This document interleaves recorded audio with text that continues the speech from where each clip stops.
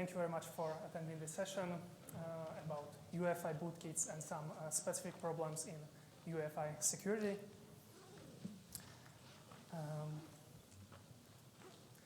We have a disclaimer here. I think we are all familiar with this, so I will jump right to the topic. Why should we care about UEFI Bootkits? First of all, with wide adoption of UEFI Secure Boot, many of us started to believe that UEFI Bootkits or Bootkits are not a threat anymore, and that we have finally control over what is executed during the system boot. Unfortunately, last year has shown us the exact opposite. Last year, we discovered Black Lotus, the first UEFI Bootkit capable of bypassing UEFI Secure Boot on fully updated Windows systems. These findings received significant attention within the tech media, and even the NSA stepped in and published their Black Lotus mitigation guide, explaining that we can't rely only on the default UEFI Secure Boot settings to stop UEFI Bootkits for us. Reality shows that UEFI security needs to improve, and it's not just a thing of firmware developers. It requires changes at many levels. Last year, America's Cyber Defense Agency published a call to action, Bolster UEFI Security Now, encouraging everyone involved from firmware developers, hardware manufacturers, to security professionals to start taking this critical but often overlooked component of security architecture seriously. Given the current state of UEFI security, we will surely see more bootkits like Black Lotus in the near future. And it's important that more security professionals understand UEFI's weaknesses and how attackers try to exploit them, so that we can defend ourselves more effectively. So what puts UEFI Bootkits apart from the rest of the malicious software that we know?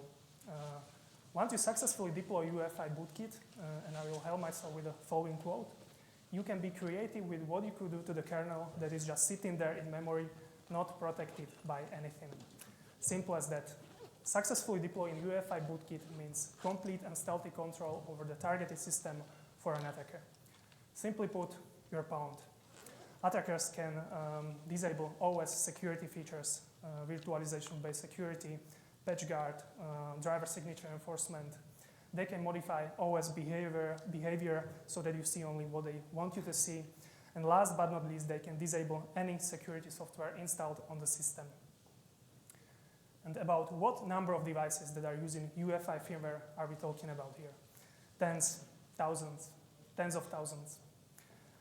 Actually, UEFI firmware runs on majority of computer systems nowadays. And this translates to billions of devices, including workstations, laptops, servers, all around the world. All of them relying on UEFI firmware to initialize hardware for them and then pass execution to the operating system. And even though all publicly known UEFI bootkits that have been discovered in the wild were created to compromise Windows systems only, it doesn't mean that bootkits cannot be created to compromise Linux systems as well. We just haven't found any yet. And if anyone thinks that not using UEFI-based personal devices is a reason for ignoring this threat, ask yourself the following questions.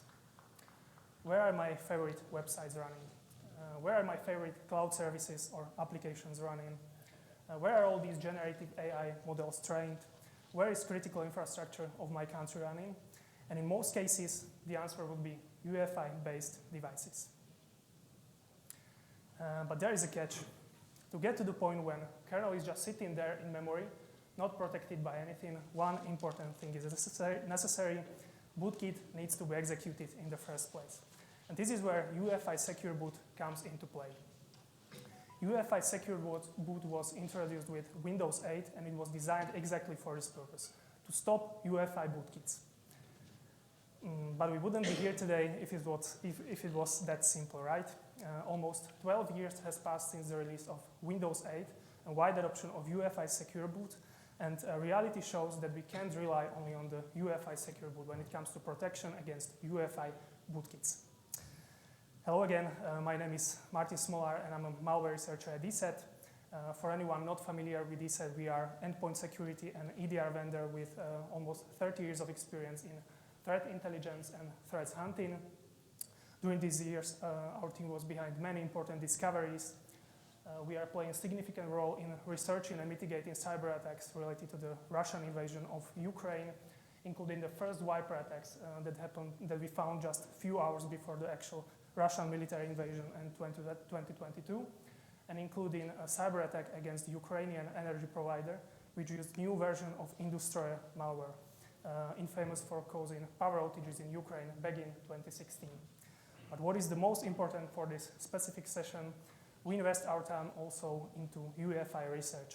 And the result is that almost half of the publicly known UEFI threats that have been discovered in the wild were discovered by ESET team. And today, I want to use our first-hand experience in analyzing real-world UEFI malware to help you understand the red flags in UEFI security and explain possible ways to secure your systems. So let's jump to the actual technical part of this presentation. We will have 3 parts here: UEFI Bootkits basics. Then I will explain how UEFI Secure Boot works and why it can be bypassed in some cases. And in the end, we will look at how we can protect against UEFI bootkits and how we can remove them once we get compromised. So let's start with the basics. First of all, there is one thing that is often misunderstood misunderstood when talking about UEFI malware. All these names that you can see on this slide are actually UEFI threats, but the ones on the left differs from the ones on the right. What you can see on the left side are UEFI bootkits, and on the right side you can find UEFI firmware implants. These are 2 different types of UEFI threats, and this difference between them has a big impact on the way they are deployed, what they are capable of, and also how to remove them. So let's have a look at this first. UEFI firmware implants such as LoJax, Moonbounce, Cosmic Strand, all of them reside on a small memory chip directly on a computer's motherboard. This is where also UEFI firmware resides. You will need a specialized software or hardware just to be able to read content of this memory chip. And modifying it is often even more difficult and often hardware specific. So deploying firmware implants can be a really difficult task. On the other hand, UEFI bootkits such as Black Lotus, Spectre are located directly on the computer's disk drive on a special partition named EFI system partition. And this means that deploying UEFI bootkits can be as simple as copying any other file on your file system. Quite easy. And this is what we are going to talk about today, UEFI bootkits. So are bootkits something new? Is this some not well-researched area and only APT groups are capable of writing UEFI bootkits? Definitely not. There are many proof-of-concept UEFI bootkits available on the internet, with the source code available, deployment suggestions, some of them capable of turning off or bypassing Windows security features. So all you need to know to make your own UEFI bootkit is just to copy-paste. But despite the technology is not new, only few UEFI bootkits have been discovered in the wild so far. These range from simple screen lockers that we discovered in 2020 to fully featured UEFI bootkits, such as FinSpy bootkit discovered by Kaspersky researchers in 2021, Spectre UEFI bootkit that our team discovered also in 2021, and most recently, Black Lotus UEFI bootkit that we discovered the last year. Okay, but how are UEFI bootkits executed during the system boot? When you turn your computer on, some hardware logic executes UEFI firmware. And then, after some platform initializations, UEFI firmware continues with booting an operating system, usually from your disk drive, HDD, or SSD. Every UEFI system has a disk drive that contains EFI system partition. This is where all bootloaders are located. And how firmware knows what exactly should be executed from this EFI system partition? The answer is UEFI boot variables. More specifically, available boot options can be found in boot option UEFI variables, and order in which these boot options should be executed are present in boot order UEFI variable.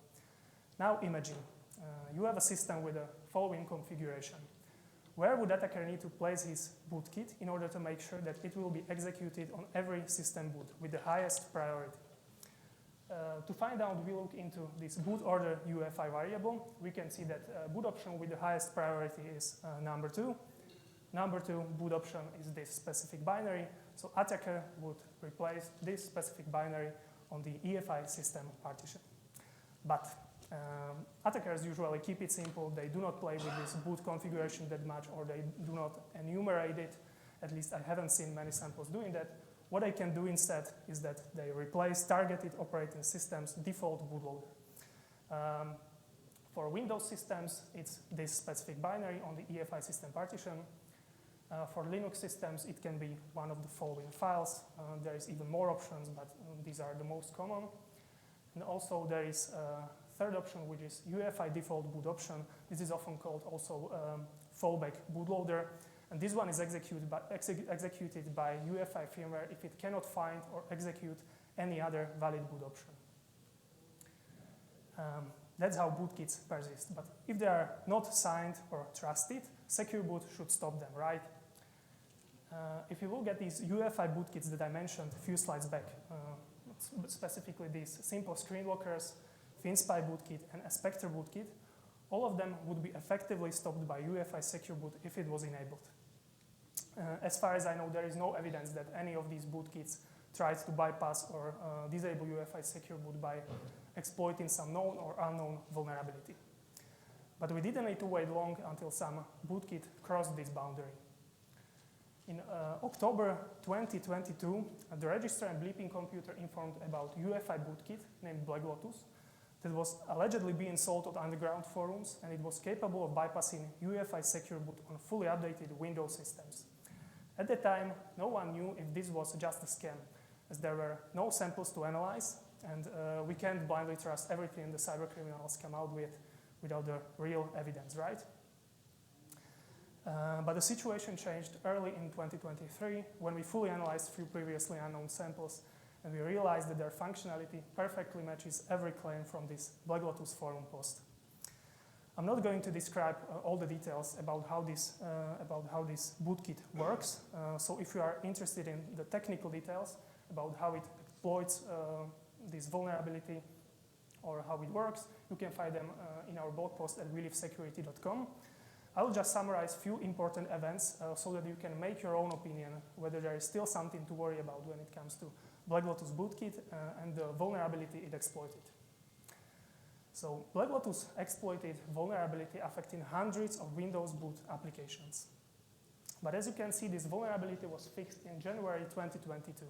So how is it possible that Black Lotus used this vulnerability or exploited it a few months after it was fixed? And the answer is revocation.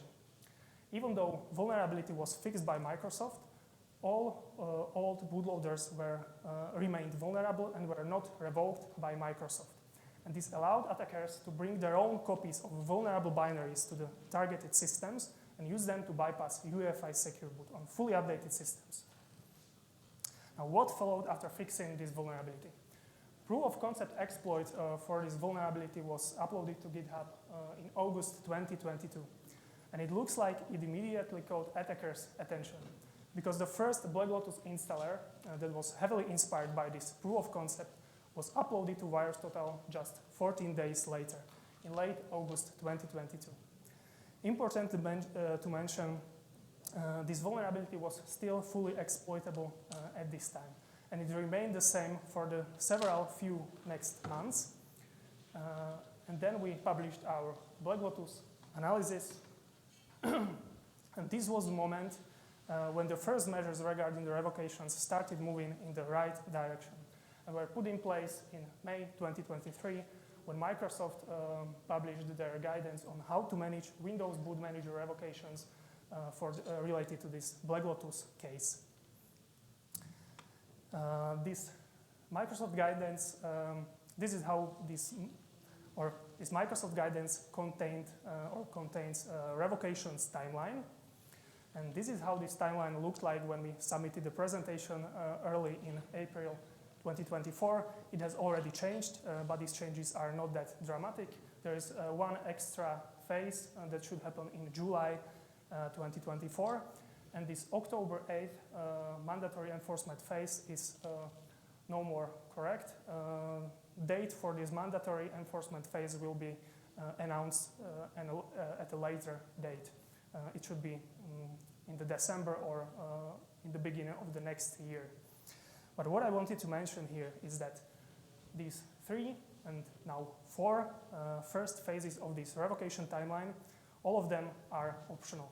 It means that if you didn't perform any specific manual actions, such as creating one registry value and rebooting your computer at least 2 times, the vulnerability exploited by BlackLotus UEFI Bootkit can be still exploited on your system.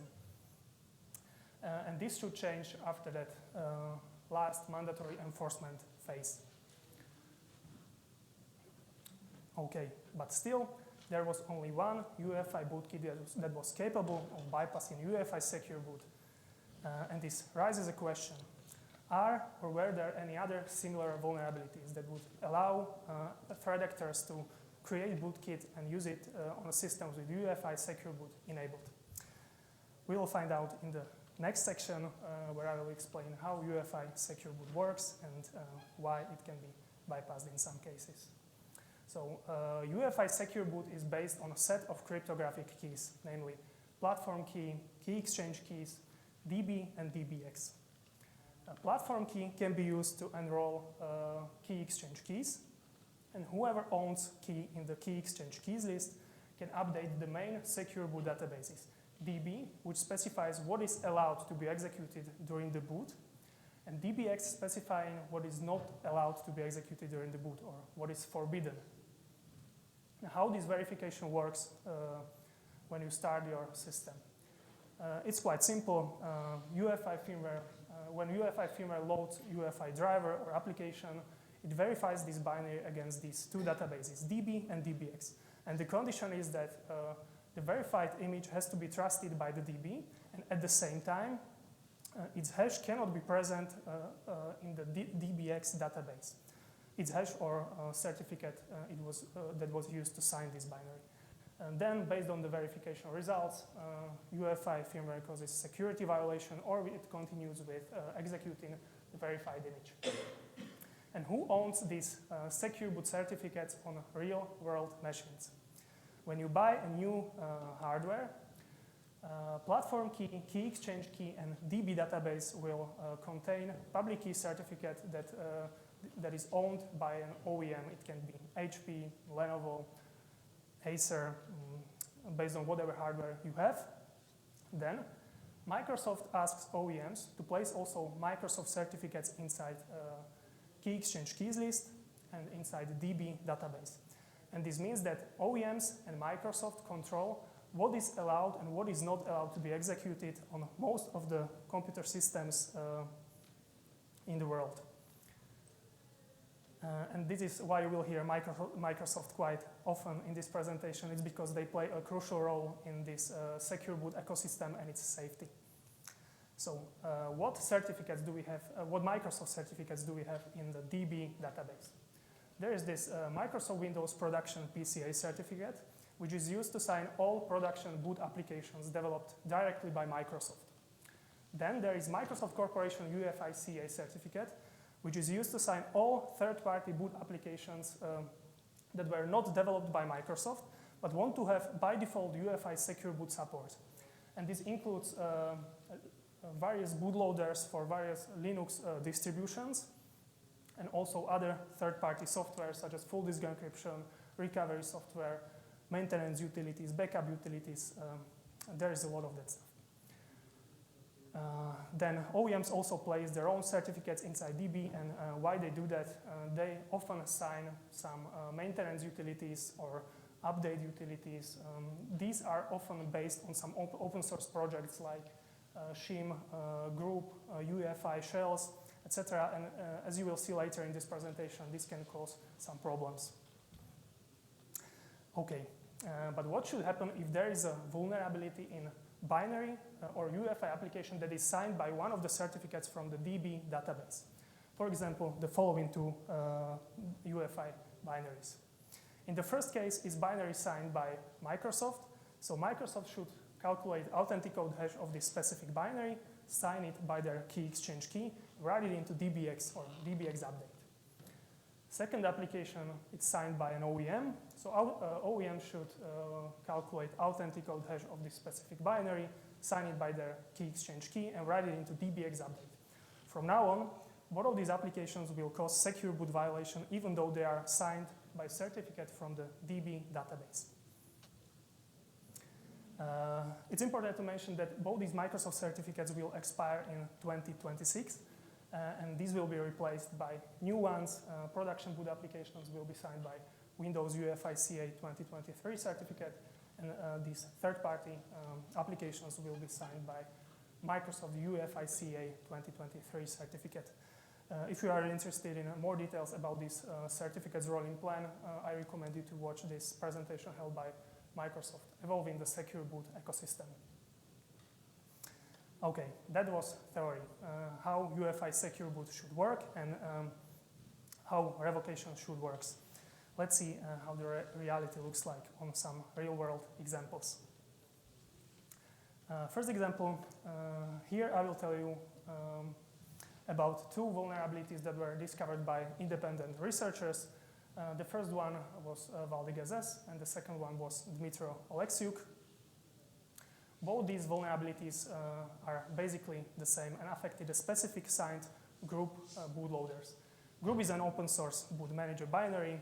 It comes with plenty of commands available. These commands can be used to configure the group, but some of these commands bypass UEFI Secure Boot by design. So if you want to use signed group on a system with Secure Boot enabled, there should be some mechanism that would disable that specific command. And this is exactly what didn't happen in this case. Both of these signed groups allow to use insmod command even on the systems with UEFI Secure Boot enabled. And you can use insmod command to load group modules, which are basically ELF executables. And that's it. And this way you can very effectively bypass UEFI Secure Boot and execute arbitrary code during the system boot. Okay, vulnerabilities were discovered, but it's time for revocation, right? How it should look like. The first vulnerability, it was binary signed by Microsoft. So Microsoft should calculate authentic code hash and publish DBX update. The second one was signed by HP, OEM. HP should calculate authentic code hash and write it into DBX. And how it really looks like. This is timeline of the first vulnerability, a revocation timeline of the first vulnerability. It was, initial blog post was published in April 2019. Then Microsoft revoked this single binary in February 2020. So it took 10 months to revoke just one single binary, one hash. Then a few days later, this update was pulled by Microsoft because it made few HP devices completely unrelated, unbootable. And it means that this vulnerability or this binary could be used to bypass UEFI Secure Boot for next 5 months. So it took together 15 months to revoke one single file. And during this time, this specific binary was even used by one of the publicly available proof of concept UEFI Bootkits as an example of how to deploy this specific proof of concept bootkit on systems with UEFI Secure Boot enabled. Now, this is how revocation timeline looked like for the second vulnerability. Vulnerability was disclosed in May 2020, and it was revoked by HP in September 2020. So far, so good. It's still only like 4 months to revoke this binary. This is quite good. But then, 3 years later, I was playing around with some group bootloaders that were signed by HP, and I noticed that some of them were also affected by this very same vulnerability, but were not revoked in that previous update. So we reported this to HP Enterprise, and even though they acknowledged the reported issue and our efforts, they decided to just remove the specific binaries from their website instead of revoking them properly. And this means that all of these binaries can be still used to bypass UEFI Secure Boot on many older HP machines, and the revocation plan is unclear. But on a positive note, new devices are not affected by this only if you have some servers that are like 5 or 6 years old. maybe some towers and stuff like that. Okay, another vulnerabilities I would like to tell you about are UEFI vulnerabilities discovered by researchers from Eclipsium. In their research, one bootloader to load them all. They discovered together 3 signed UEFI applications. All of them were signed by this Microsoft Corporation UEFI CA certificate. It's that third-party certificate, so they had by default secure boot support. What were these vulnerabilities about? The first one was very interesting. It was actually custom PE loader or custom executable files loader that would literally load any UEFI binary during the boot without any integrity verification. It didn't even need to be signed or something like that, and it would execute it from a hard-coded path. This is very easy to exploit, and I would be really interested in how the review process for signing such binary looks like. The other 2 vulnerabilities were actually UEFI shells. Again, UEFI shell is a legitimate command line tool that comes with plenty of commands. Some of them bypass secure boot by design. So if you want to use UEFI shell on systems with UEFI secure boot enabled, there should be some mechanism that would disable these commands, or you need to remove them from the shell before signing it. And this is what didn't happen. Again, there was command which can be used to read-write physical memory during the boot. And if you know what memory to rewrite, you can also disable UEFI secure boot. Okay, could there something possibly go wrong with the revocation in this case again? All these binaries were revoked in DBX update in August 2022. But when I was playing around with these binaries a few months later, I noticed that 2 of them didn't seem to be revoked there. And when I tested it on my fully updated Windows system with the latest DBX update, I was really able to bypass UEFI secure boot there. But then I looked inside the DBX update, and I noticed that these binaries were actually revoked, but Microsoft mistakenly revoked flat file hashes instead of PE authentic code hashes, what had the same effect as not revoking them at all. We reported this to Microsoft, and they quite promptly published new DBX update that corrected this mistake. And last example, here I would like to just quickly tell you about a few vulnerabilities that we discovered during the last 2 years at ESET. As the title suggests, these were not standard vulnerabilities like buffer overflows or use after freeze, etc. Instead, what we discovered were UEFI drivers that were meant to be used only during the manufacturing process, but were mistakenly included in production images. And all of these UEFI drivers allowed to modify UEFI secure boot settings directly from the operating system. If you are wondering how easy it can be to exploit such vulnerability, this is proof of concept exploit for one of the affected devices. You simply create a UEFI boot variable, and then you reboot your system. That's it. UEFI secure boot is disabled.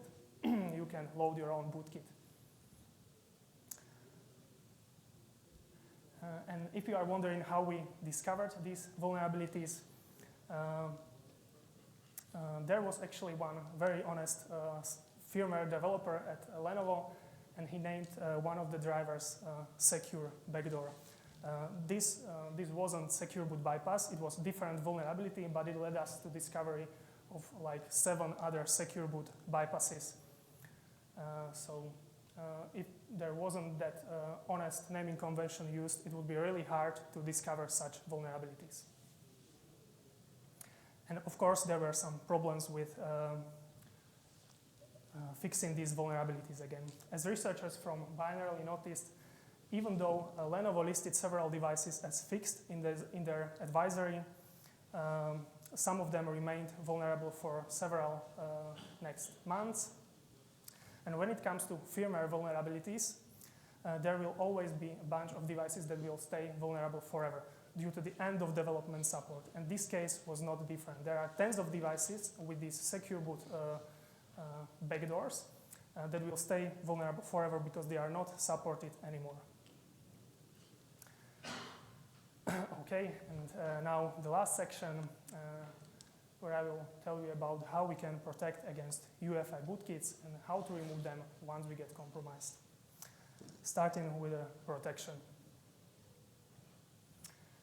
I would like to emphasize that standard recommendations suggest latest operating system updates, latest firmware updates, Secure Boot enabled, installed security software. These are a must, but they are not enough to protect against UEFI bootkits in all scenarios. As we saw earlier in the presentation, there are a few problems we are dealing with when it comes to protection against UEFI bootkits. Delivering revocation updates, even in the simplest cases when revocation of just a single binary is necessary, can take even 15 months and sometimes even longer. We have seen that in some cases even revocation doesn't mean that we are safe because of various fails that happened in the past. And this brings me to the last problem, which is transparency.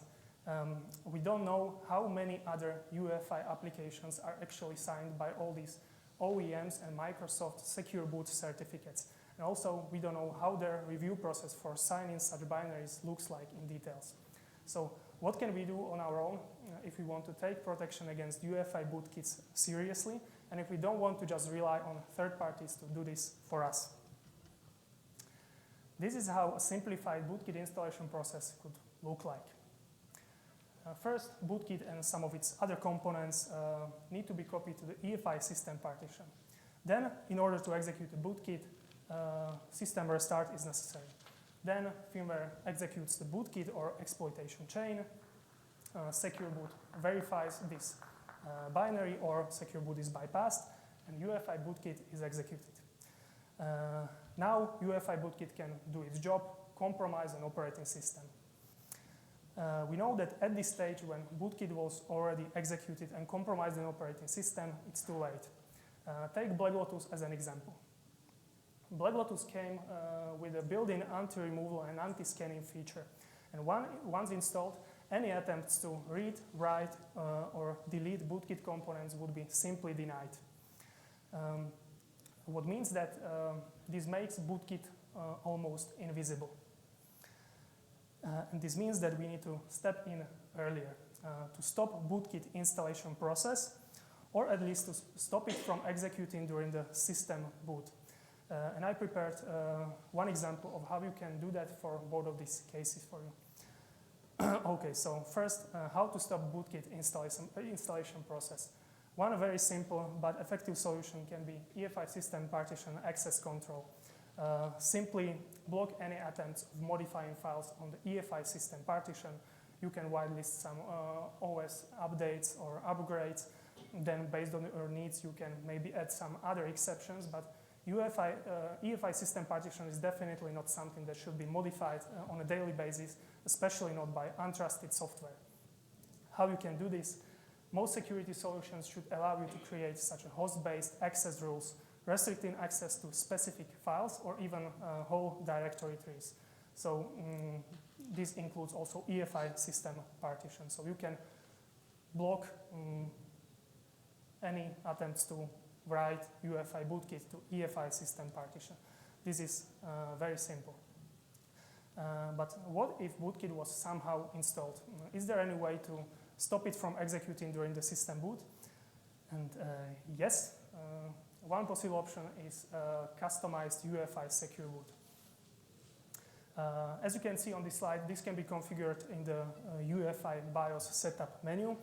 Some platforms are also allowed to configure this customization through the BMC's remote or some other remote management solutions. So what is this customization about? There are basically two types, full customization and partial one. With full customization, all Secure Boot keys are cleared and they are replaced by your own or your organization's keys. This type of customization is very secure, but it can be very challenging to manage at scale because all boot components, including bootloaders, operating system kernel, would need to be signed by your own certificates every time after every single update that would modify them. And there is also partial Secure Boot customization. In this case, we don't need to remove anything, or we remove just specific certificates from the DB database, and your own custom keys are often just appended.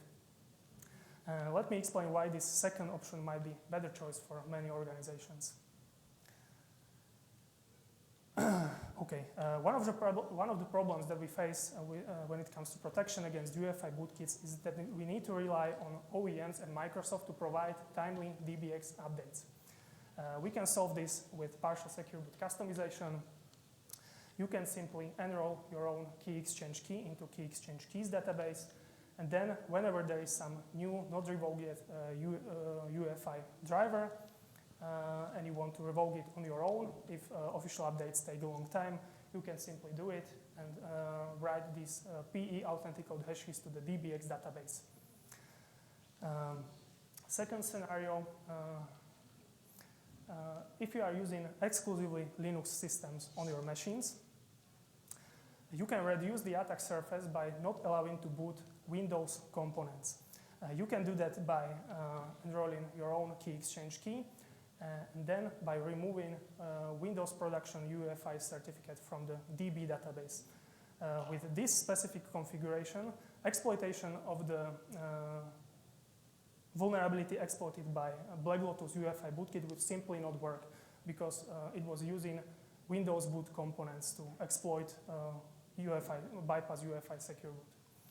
And the last example of partial customization, for machines using exclusively Windows systems, you can consider reducing attack surface but not allowing to boot third-party boot applications.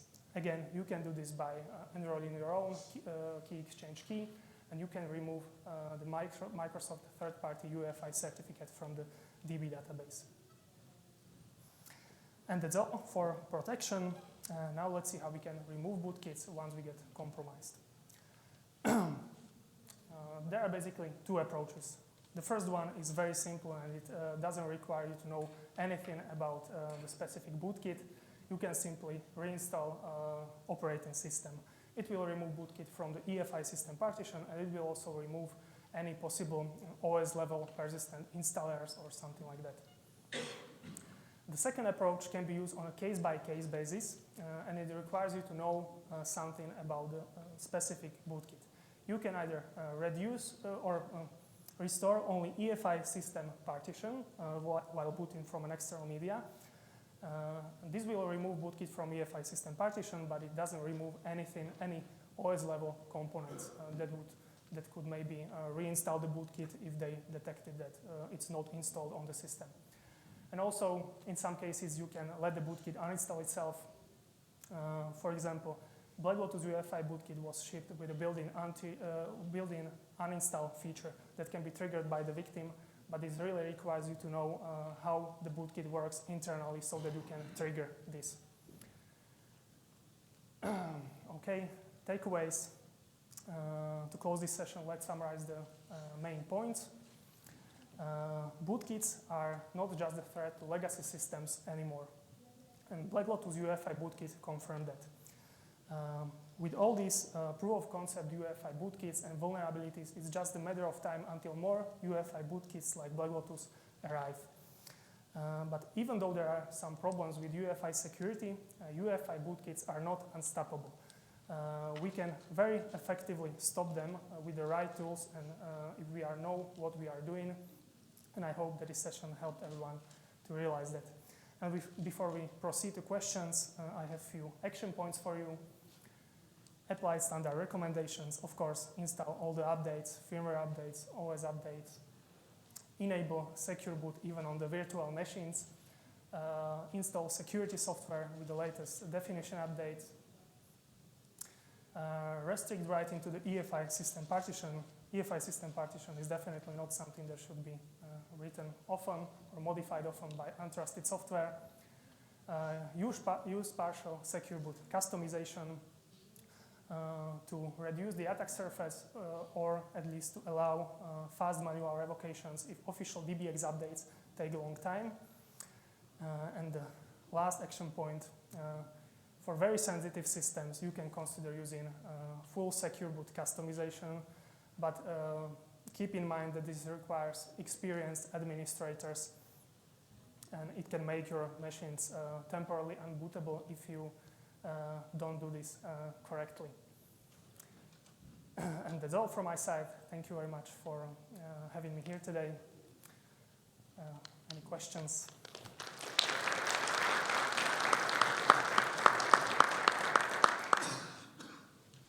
It's certainly interesting. It's like looking under your house to figure out how to get it to fly away in a tornado. So with respect to your slide about vulnerable forever, does that apply? I got the impression that applied only to platforms that might lack the DB, DBX construct, or? This was related to firmware vulnerabilities. If there is a vulnerability in a firmware and this specific device is not supported by the vendor, like Lenovo or HP, they won't fix this vulnerability and it will stay vulnerable forever. Yes, it's about this is different type of vulnerabilities. This is affecting, this is about vulnerabilities directly in that UEFI firmware. And so none of the approaches that you outlined with the partial or the full customization, would that No, solve the problem? This wouldn't help.